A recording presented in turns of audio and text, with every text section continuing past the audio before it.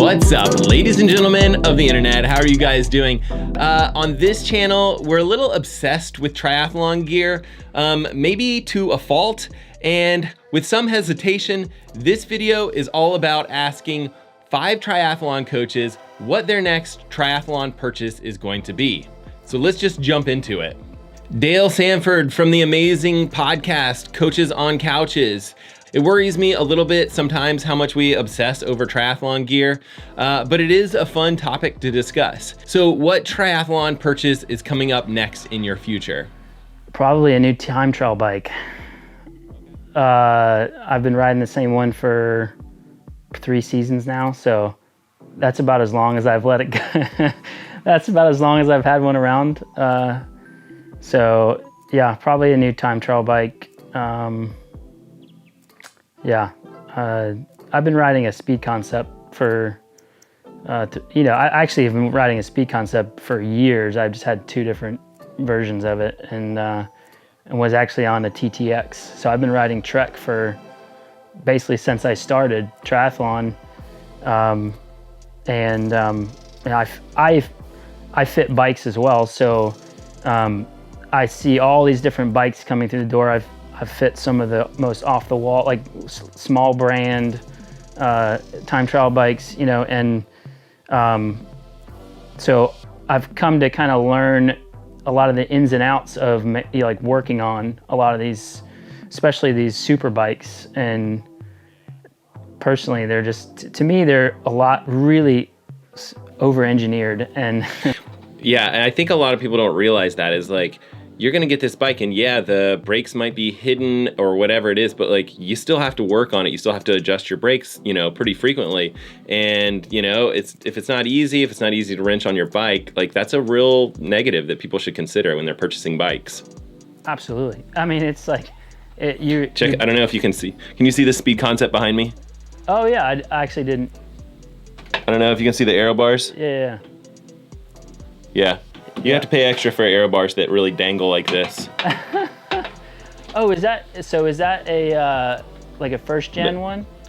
This is it's like the 2012 model or so. Yeah. It's probably similar to what you have or you might have had in the past. So you it doesn't have the mono bar, mono aero bars. Yep. So you broke the stem on it? The stem, yeah. Yeah, I broke 3 of them. Yeah, they're okay, but yet you seem to have handled it better than I have. A known issue, yeah. So I had the first generation one and the integrated stem, like right at the bolt hole. Okay. I snapped 3 of them. Yeah. Okay. Well, that hurt. But I have the one now with the mono bar extensions on it. Yeah. They're fast bikes. I mean, they're good bikes. It's been a great bike. I'm just, I'm a gear person. I'm jonesing for a new one. So, do you think you'll go disc brake? No. Not yet. No. It's just. I don't know. Time trial bikes are heavy enough as it is. Yep. And granted, it's not a massive change in weight, but it's enough. Right. And I mean, don't get me wrong, disc brakes are awesome, and they stop on a dime, and they, you don't have to worry about them in wet conditions. But they're also a lot more upkeep. You get a little bit of grit, or you forget to take the pads out while you're cleaning the bike, and you get some cleaner on them, and now you got a squealing brake pad. It's just not. I don't know. I haven't been so. I have on my gravel bike and stuff like that. Right. But I don't know. I actually don't know that I want that much braking power on my time trial bike.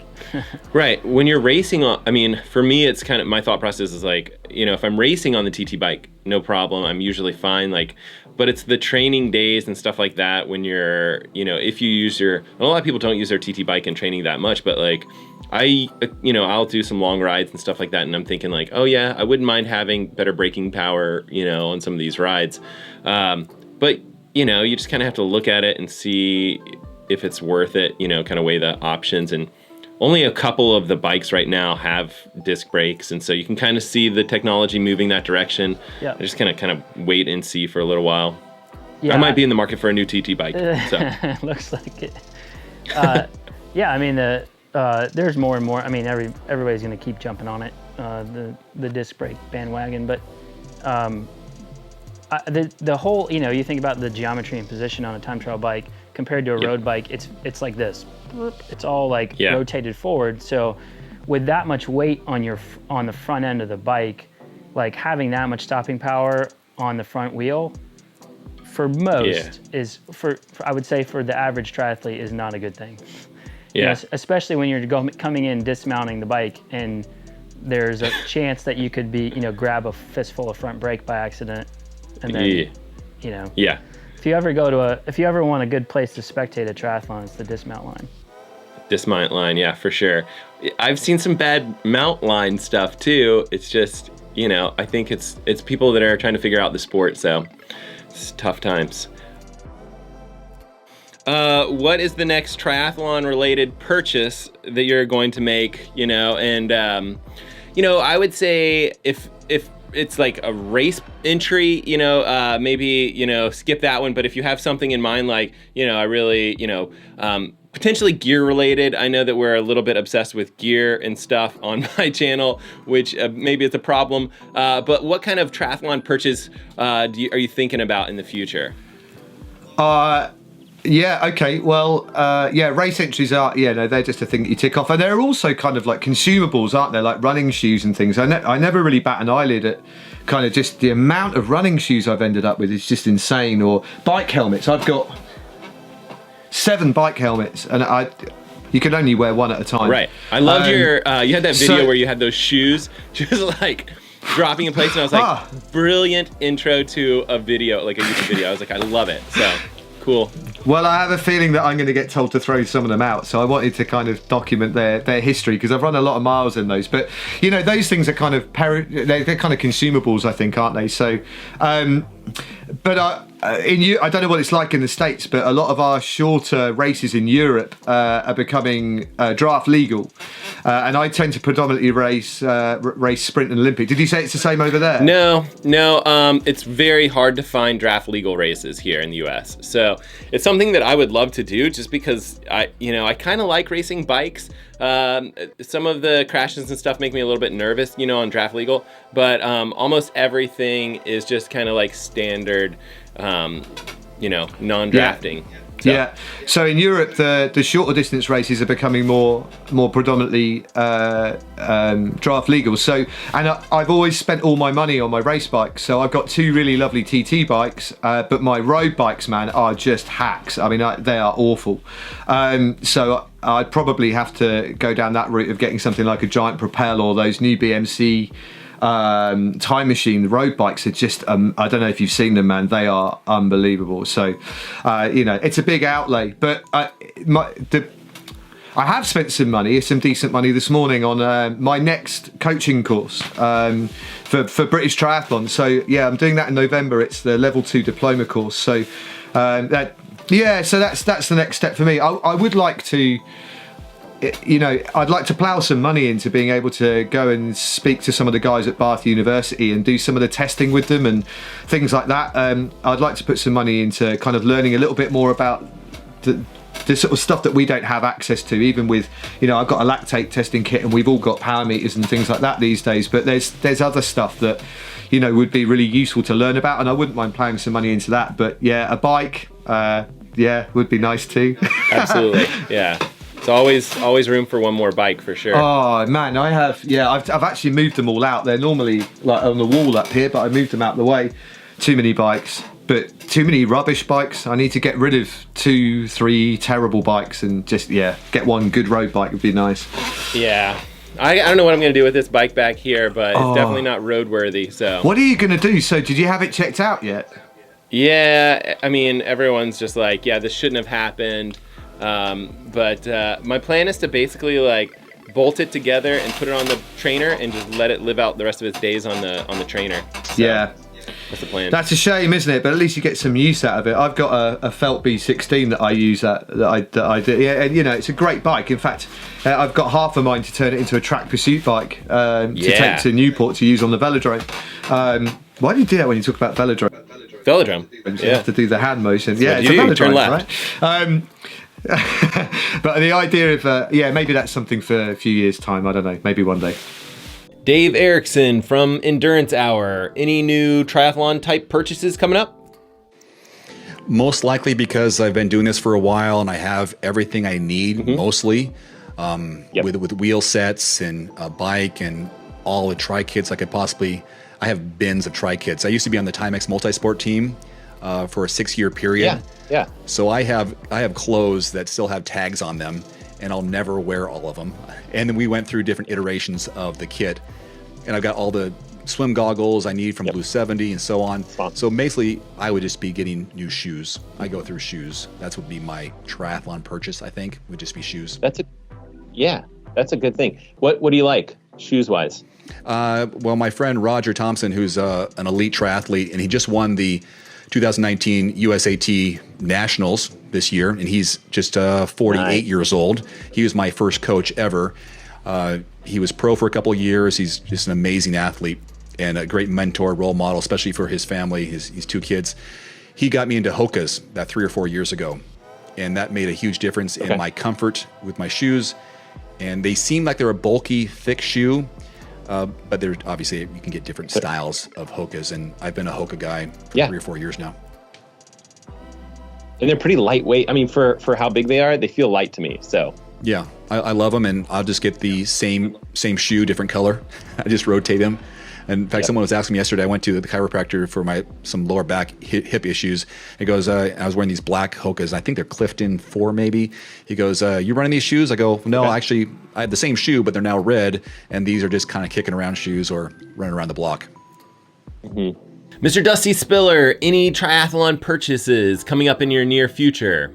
I have no idea what my next triathlon related purchase is going to be. More than likely, it's just going to be a race entry into another race. Of course, I would love to get a new bike. I'd love to get a new aero helmet. I'd love to get a whole bunch of new, faster things. But like I talked about earlier, it's not necessary. One thing I do need, probably should have switched out a long time ago, are my cycling shoes. They are absolutely disgusting. I don't know how many kilometers and races and hours I've put into these shoes, but they're definitely ready to be replaced. So it'll either be these shoes or a race entry. Ben, I know you had that bike accident recently. Is there a new triathlon bike in your future? Possibly a bike from the crash. I'm having it sent off to be x-rayed in this week to find out if there's any damage to the carbon fibre, carbon frame, sorry. If there is, then I get to buy a new bike through the insurance company. If not, I would imagine one of my next, I mean, it's tenuously triathlon related. Probably going to be the new GoPro, because I want to make either the 8 or I've been tricked. GoPro are really good at tricking you. They've done a trailer for the GoPro Max, which is the next level above the 8, it's unbelievable. The 3D one.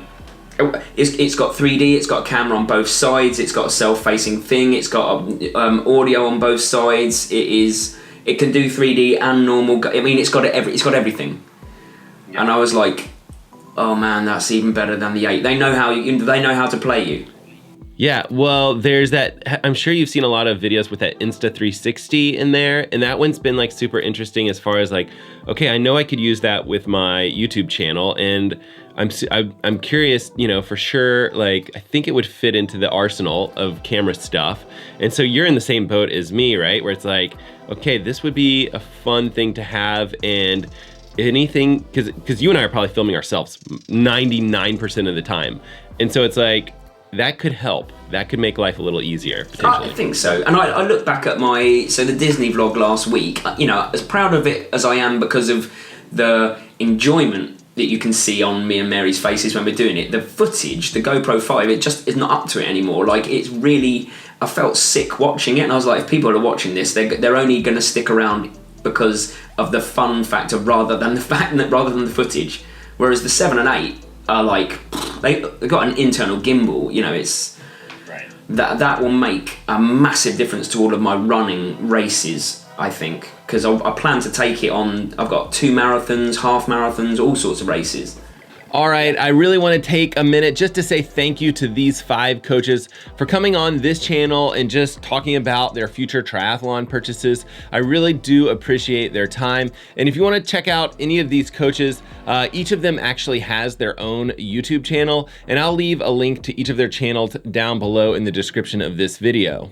And if you're into this sort of stuff, which would be, you know, swimming, biking, or running, consider subscribing to this channel. We're making videos roughly about once a week or so, and I really do appreciate you guys taking the time to watch them.